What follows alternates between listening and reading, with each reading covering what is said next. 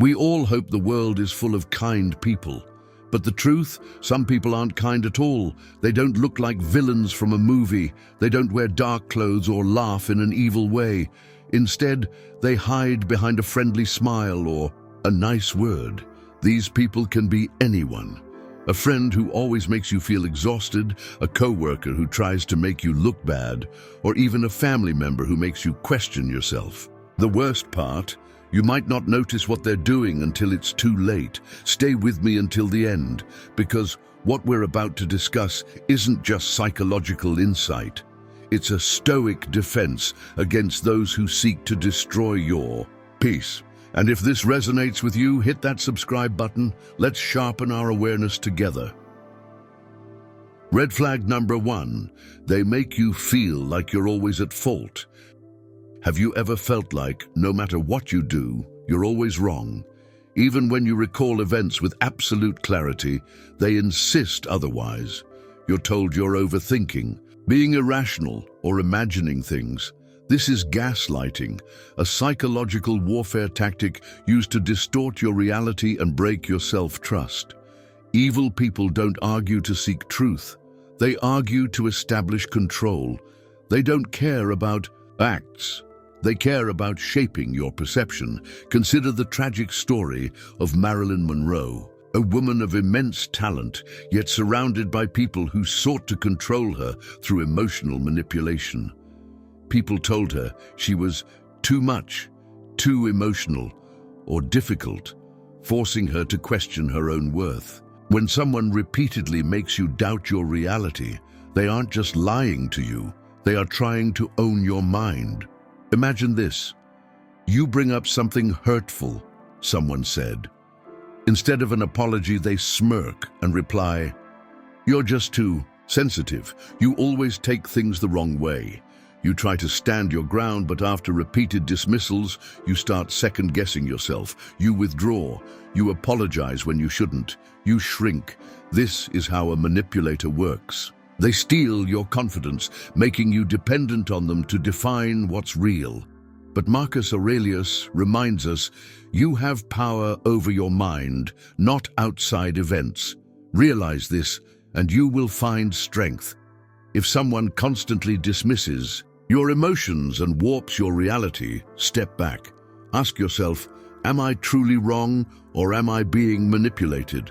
A virtuous person listens, validates, and respects your perspective. A malicious one seeks to control your perception. Guard your mind. It is your fortress. This is gaslighting, a manipulative tactic used to distort your reality and control your mind. Evil people don't need logic or evidence. They only need to plant a seed of doubt. And once that doubt takes root, they can make you question everything, including yourself. Red flag number 2, they use your vulnerabilities against you. Trust is sacred. We all have moments of weakness where we confide in someone, believing they will protect our truth. But to a malicious person, your deepest fears and insecurities are nothing more than ammunition.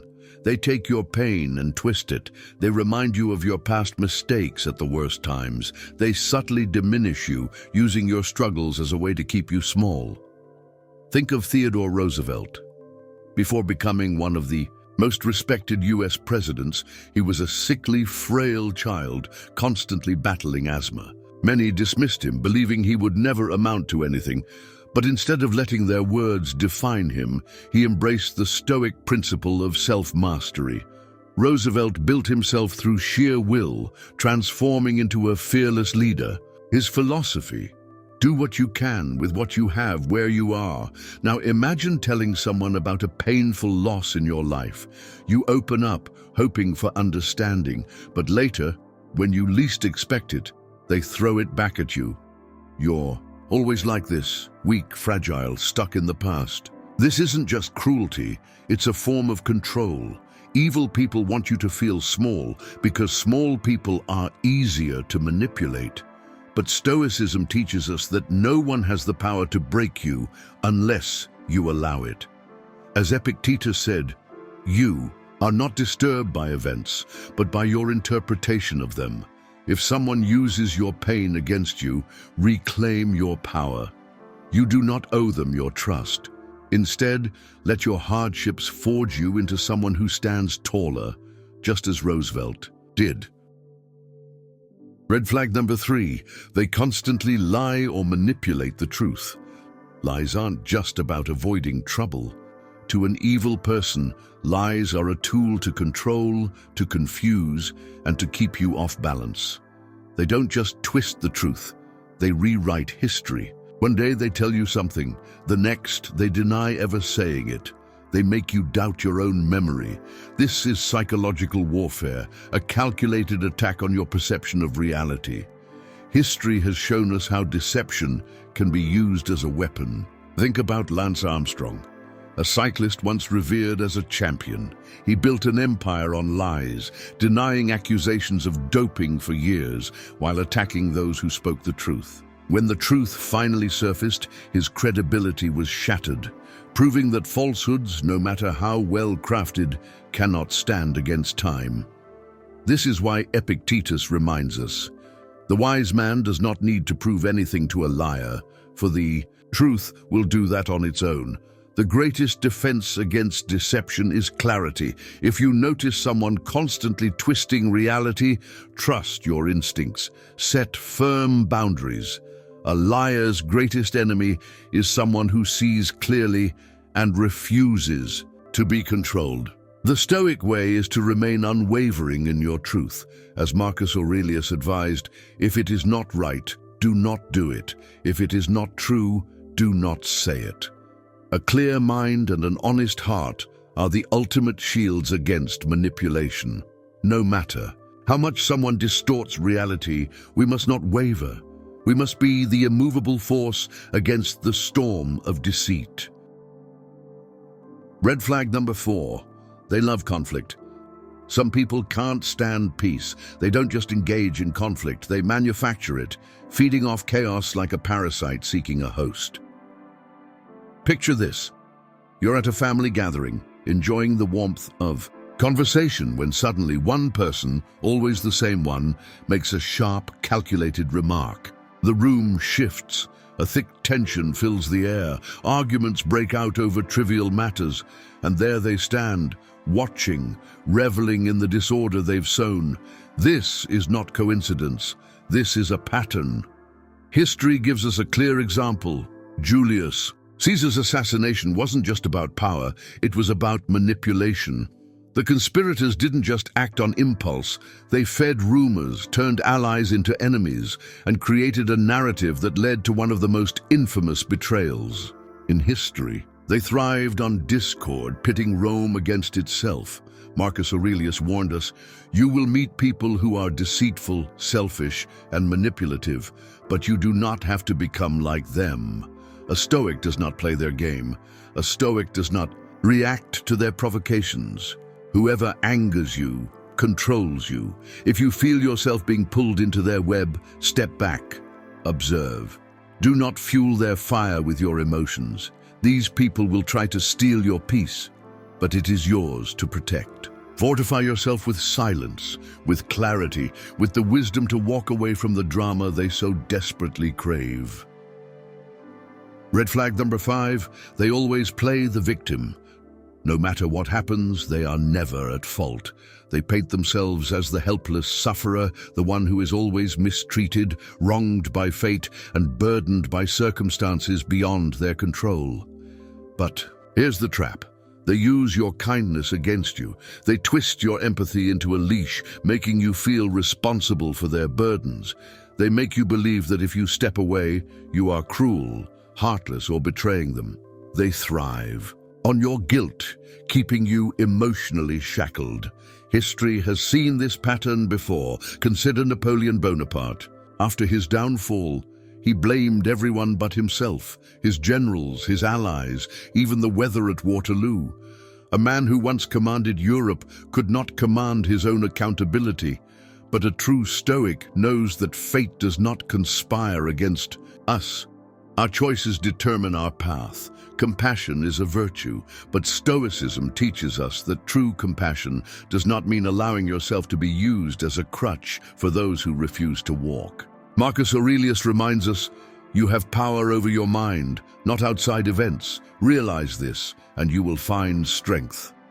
A true Stoic helps others, but never at the cost of their own integrity. If someone refuses to take responsibility for their own actions, step away, not in anger, but in wisdom. We cannot carry those who refuse to stand on their own. Red flag number 6. They constantly criticize you, but never acknowledge your success. No matter what you achieve, it's never enough. They downplay your victories, shift the focus to your mistakes, and make you feel like you're always falling short. This isn't about helping you grow. It's about keeping you dependent on their approval, which will never come.